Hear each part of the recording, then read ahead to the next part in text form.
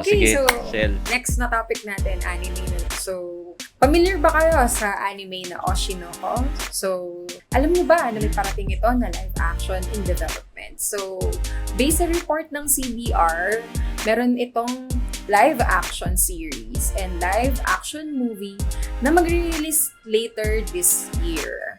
So, yung Oshinoko TV series ay mag-release sa November 28, 2024, exclusively on Prime Video. So, yung movie naman na adaptation ay screen sa theaters sa Japan sa December 20, 2024.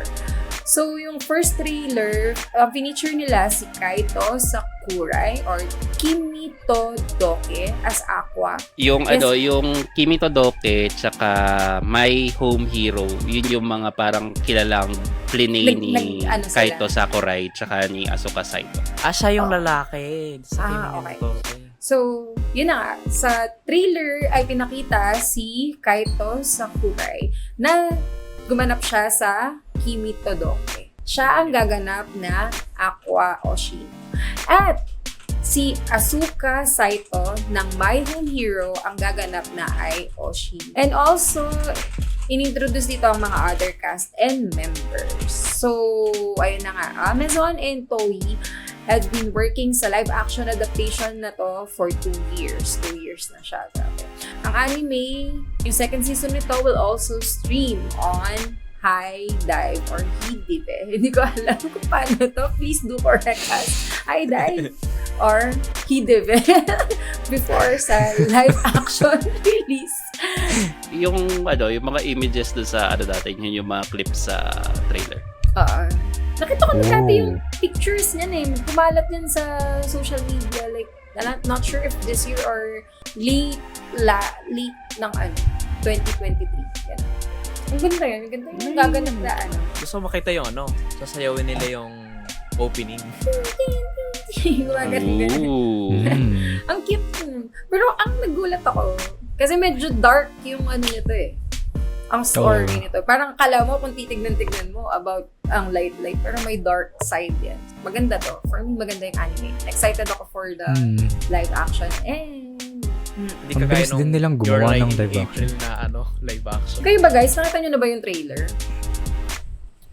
Nito? Ako nakita Hindi ko pa. kasi kailangan kong gawin yung Kailangan kong gawin yung Ako di pa actually. Kahit nga yung anime, di ko pa nakita eh. Ay, same. Hindi ko nakita yung anime. Hindi ko Ako pa kasi nakita. sa Pero anime, hindi ko siya nakikip up napanood. ako sa manga.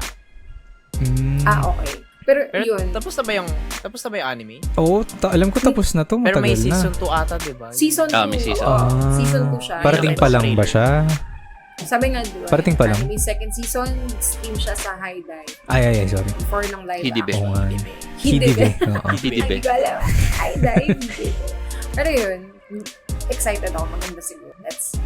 Actually, nagulat ako na meron na palang live action ng My Home Hero. Ang bilis. Ay, Magkano ba yung My Home Ano yung Hero? My Home na yun? Hero? Anime. Hindi ko din. O manga lang. Manga. Alam ko may anime na rin. Yung kwento nung yung tatay na nakita niya yung anak niya na ina-abuse nung lalaki. So, pinatay niya yung lalaki. Ano dark man na yung din. anime? Mahilig sila sa Luma dark na to. anime. Grabe, wait lang. Ang dark nito Naging No, live action Oshinoko? to? Father Maganda murders. Hindi, yung My Home Hero.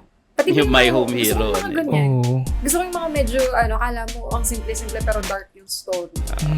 May tendency si Shell. Oo, Uy, grabe! nakakatakot nga talaga. Tingin niyo, Dok. Hindi, no. Gusto ko lang yung mga medyo may mystery. Ngayon ka nababagot ako sa mga boring na kwento. Yan tayo. Okay. Black Mirror na lang daw, sabi ni Bicolano Gamer. Pinapanood ko din yun, huwag kang mag-alala. And shoutouts po sa mga bagong followers sa Twitch. Si Thank you po sa mga new Bicolano followers. Gamer, si Claudia Son, si Kanike, Mhm. tapos ang dumaan at pinainom tayo ng tubig na si Lumina Louie, at si Agile 1220, and yeah, that Yun. is it. And thank